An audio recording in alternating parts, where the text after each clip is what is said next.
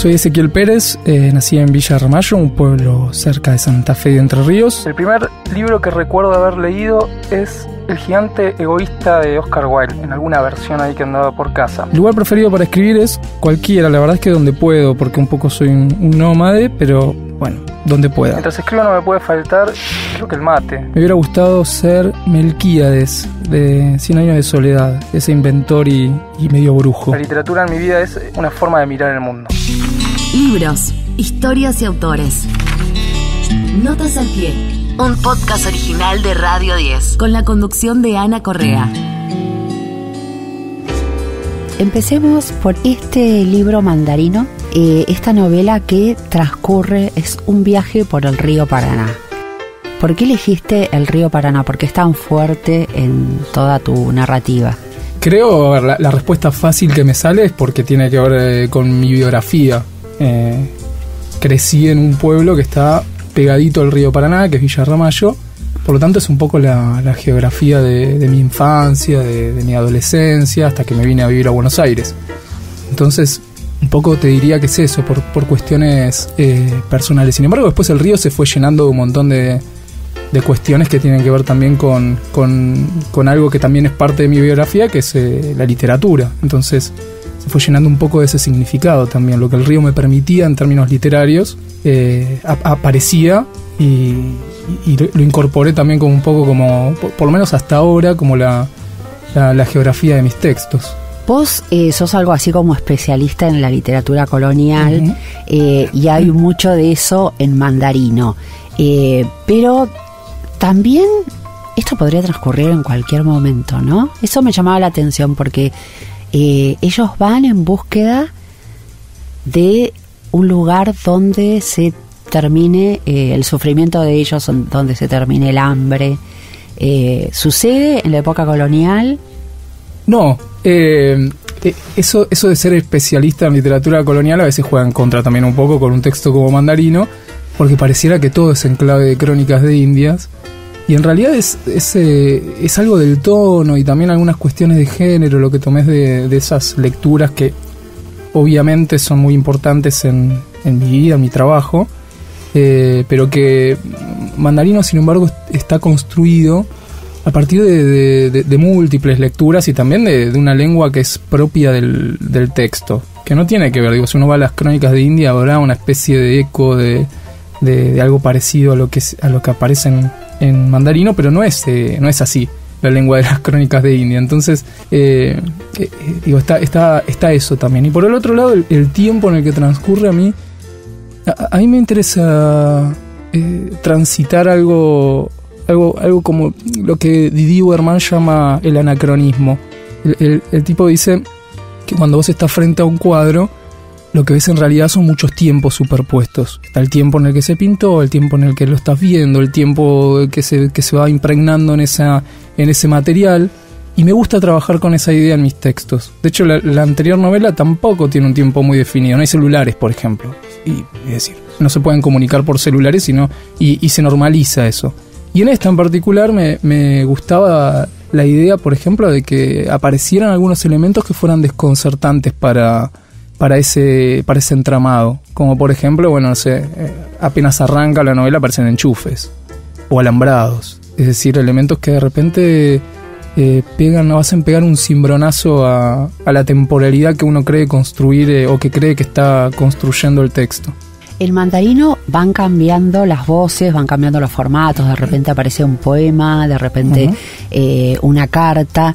Lo que se repite en casi todos los capítulos es un mini diálogo entre el padre y el hijo. ¿Qué importancia tiene en estos textos?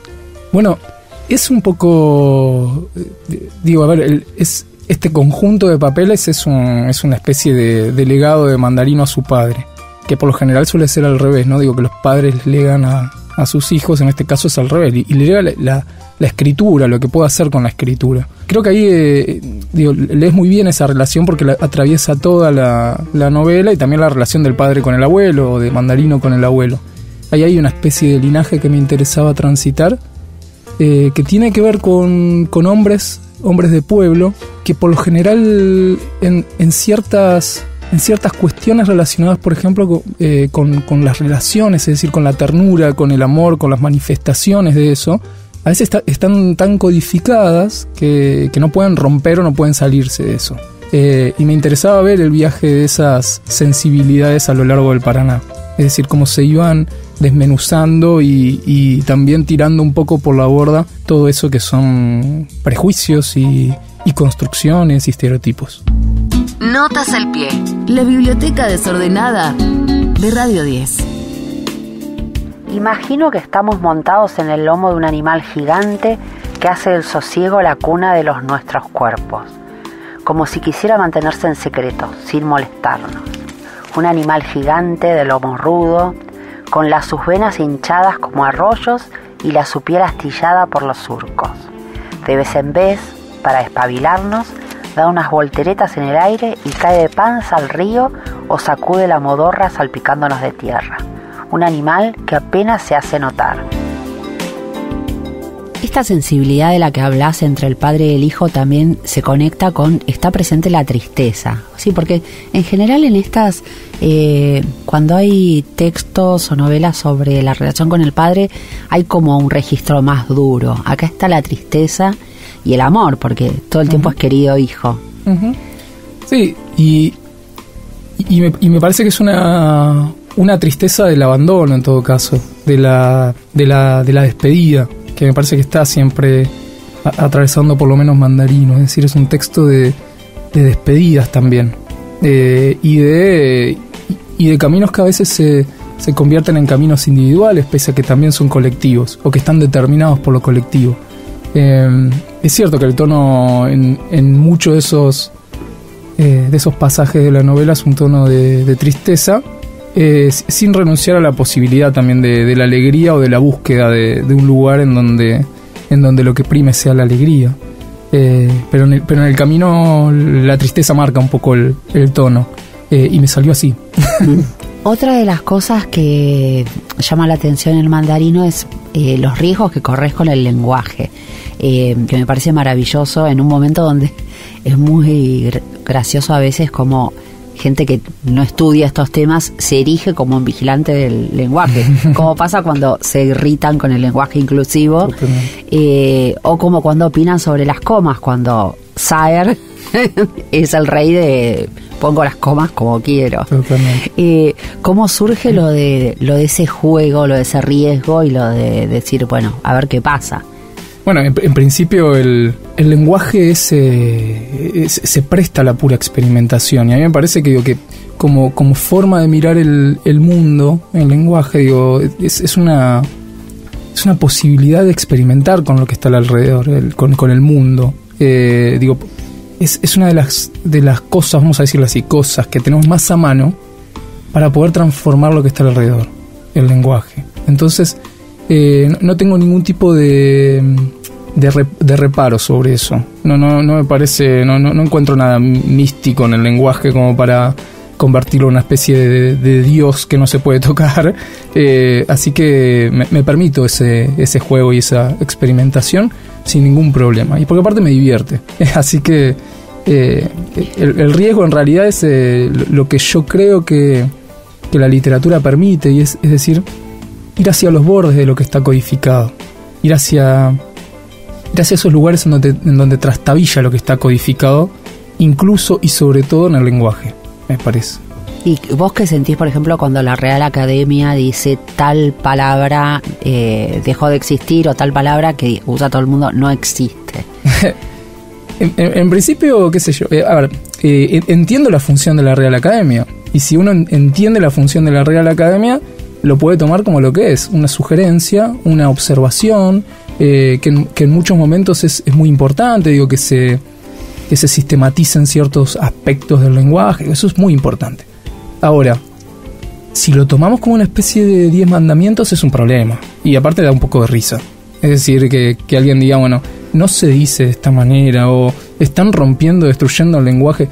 Y no sé cuántos millones de años tiene el lenguaje como para destruirlo por, no sé, un artículo. Entonces, me parece que ahí hay algo que, por lo menos a mí me genera un poco de risa. Una Aleph de Libros Hecho Podcast. Notas al pie, en Radio 10. Ezequiel Pérez nació en Villa Ramallo, provincia de Buenos Aires. Es escritor y docente de literatura latinoamericana en la Universidad de Buenos Aires. Su primera novela, Hay que llegar a las casas, ganó el premio especial del concurso de letras 2020 del Fondo Nacional de las Artes. En Instagram es ezequiel.perez4. Notas al pie, notas al pie. Más que 7 locos detrás de un gran libro. ¿Tuvo algo que ver Saer en esto de jugar con el lenguaje? O sea, la lectura de Saer o... Sí, a mí me interesan escritores y escritoras que más allá de lo argumental, que me parece muy importante, tienen alguna apuesta que me parezca interesante sobre el lenguaje. Puede sonar casi como trillado, ¿no? Lo del lenguaje, lo del juego. Bueno, es decir, hay autoras que hacen que el lenguaje se convierta en algo con cierta plasticidad, que cambie, que diga cosas nuevas. A mí me interesa mucho cuando sucede eso. Saer, sin dudas, hace eso. Y lo hace también desde una concepción de la representación muy, muy fuerte. Es decir, es un escritor que aparte con ese quiebre y a la vez con ese manejo de su sintaxis, de su forma de representar el mundo, está poniendo en cuestionamiento eso, la forma de representación, que me parece muy interesante. Cuestionar o repensar o reformular los modos en que representamos el mundo. Me quedé pensando que en tu anterior novela, que le fue muy bien, tuvo el premio del Fondo Nacional de las Artes, de Futurock, estuvo entre los finalistas del Filba Medifé. En la escena en la que el protagonista se reencuentra con el padre, hablas del olor a mandarinas, como para meterle una sensación. Y acá este cartógrafo mandarino que que está todo la relación con el padre, como hablábamos hace un rato, es la que guía toda la novela. Bueno, se llama Mandarino.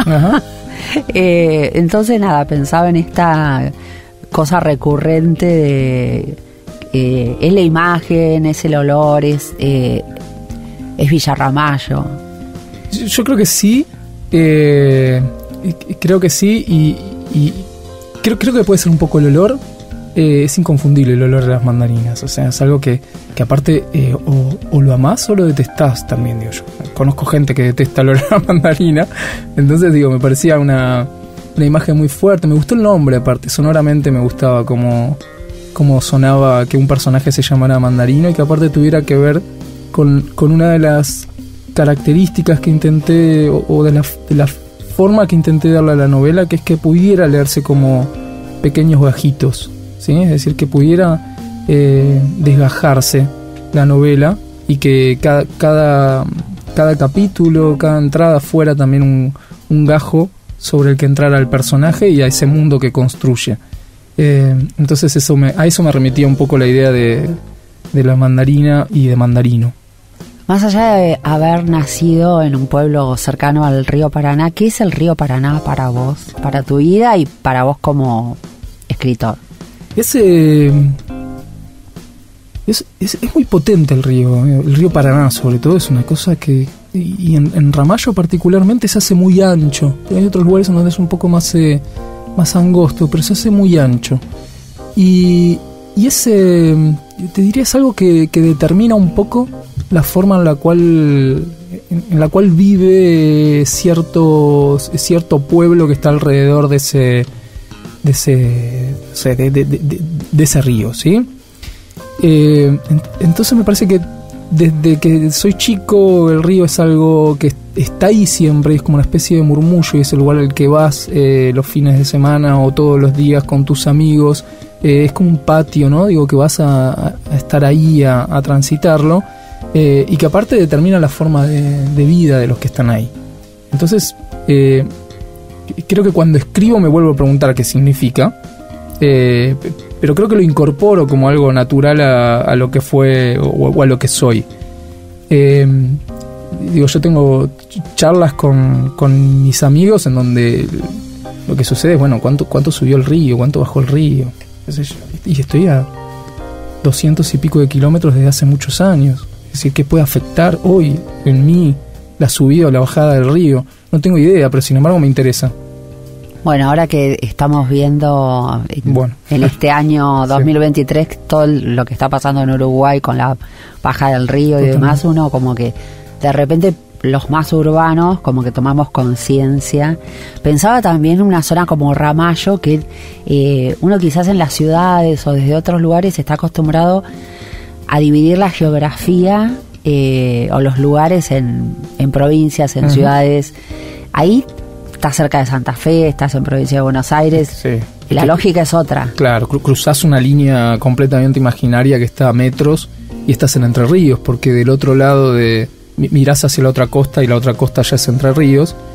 Yo tuve, o fui perdiendo mi aspiración sibilante, o sea, de comerme las heces, pero lo tuve, digo, porque tiene que ver con esa región del litoral y que es verdad, no respeta mucho provincias y líneas. Es todo una misma cosa, sí.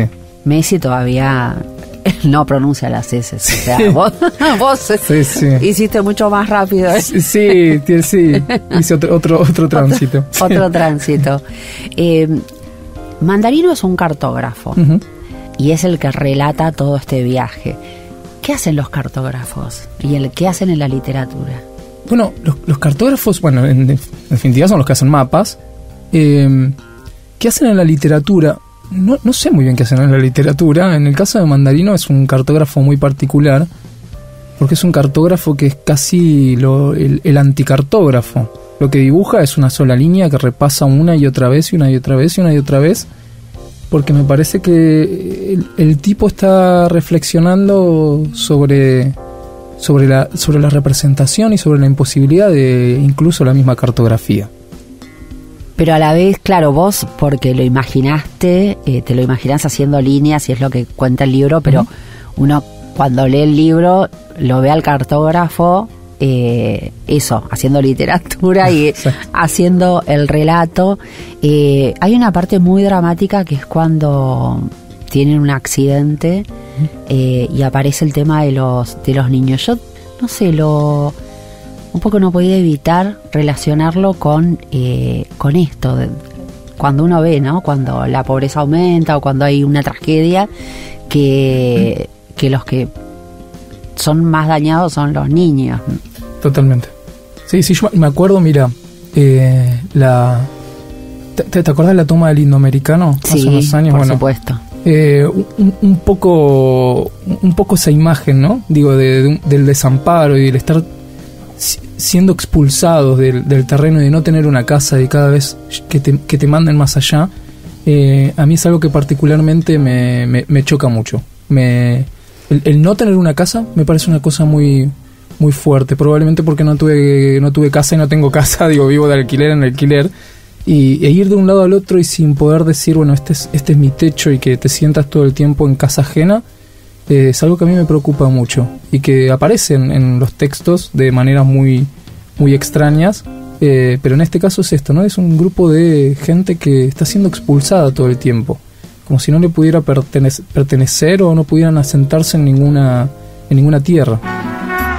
Notas al pie, la rayuela literaria de Radio 10. Sabe que lo que tocamos se vuelve cenizas. Sabe que nos cuesta confiar en la intemperie. No hay líneas, ni mapas, ni puertos que puedan hablar del corcoveo de este animal desbocado. Un animal gigante nos navega. La líder de todo este grupo, ¿qué dirías vos? ¿Que está huyendo o que está buscando algo? Son dos preguntas. Uno, ¿por qué la líder? ¿Por qué la mansa? Y otro, me quedo pensando porque te iba a decir, es la que lidera.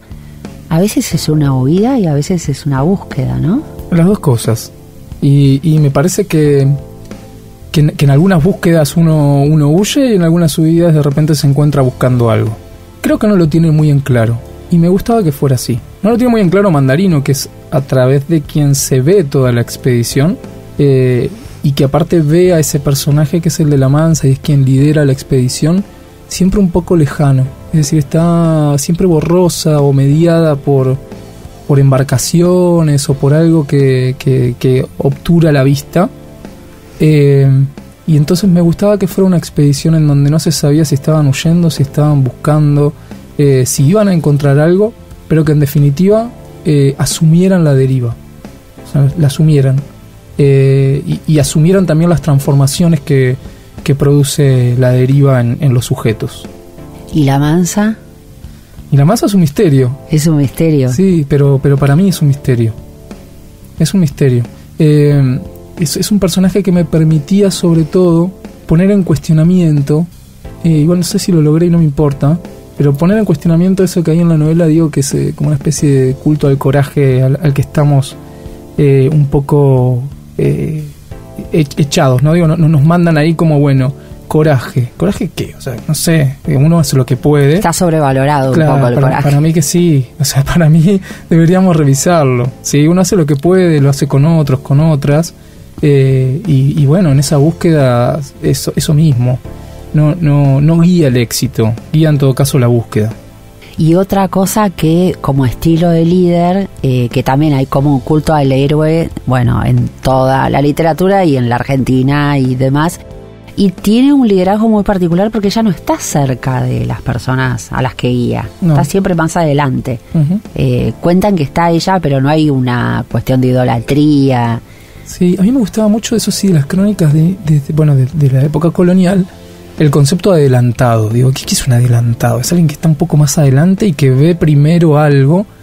Y en este caso es una adelantada que no se da vuelta a decir lo que hay adelante. En todo caso deja que se arrastre la expedición. Es una guía muy particular.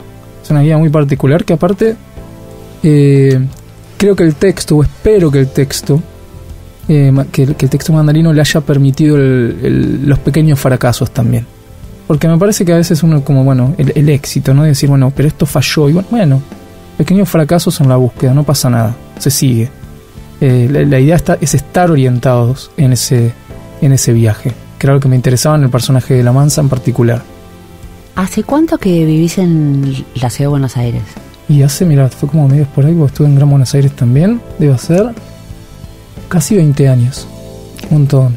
¿Necesitas volver al río? ¿Necesitas tener esa conexión más allá de ahora pronunciar las heces? Sí, no como una especie de ¿cómo decís? De encontrar en ese espacio cierta revelación o cierta conexión. No lo veo así.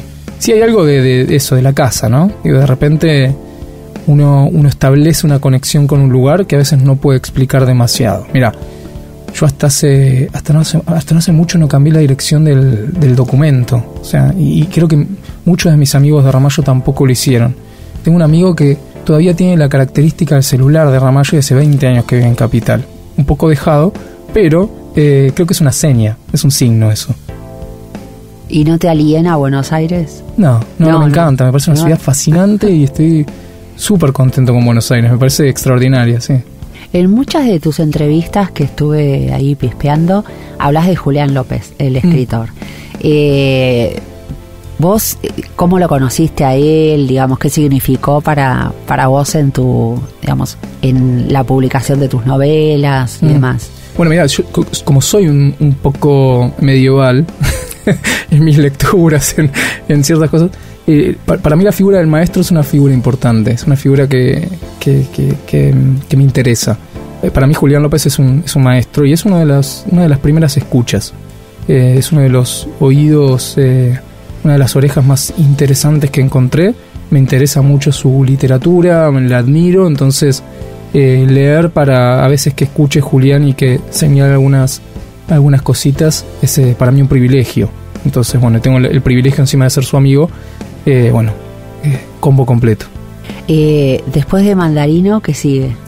Bueno, estoy, arrancando un poco el tono de una novela que se va a llamar probablemente La lengua pájara, pero está en un estado medio incipiente. Creo que estoy encontrando un poquitito la voz que va a hablar y un poco también la historia que voy a contar. Así que con paciencia. Bueno, le esperamos con mucha ansiedad. Gracias. Muchas gracias, Ezequiel, por visitarnos. Ana. Gracias. Escuchaste Notas al Pie, un podcast original de Radio 10, conducido por Ana Correa. Producción Pablo Guaymán. Coordinación de contenidos: Sebastián Pedrón, Fernando Candellas, Marcelo Figueroa, Martín Castillo. Edición: Jorge de Tesanos. Nos escuchamos en el próximo capítulo.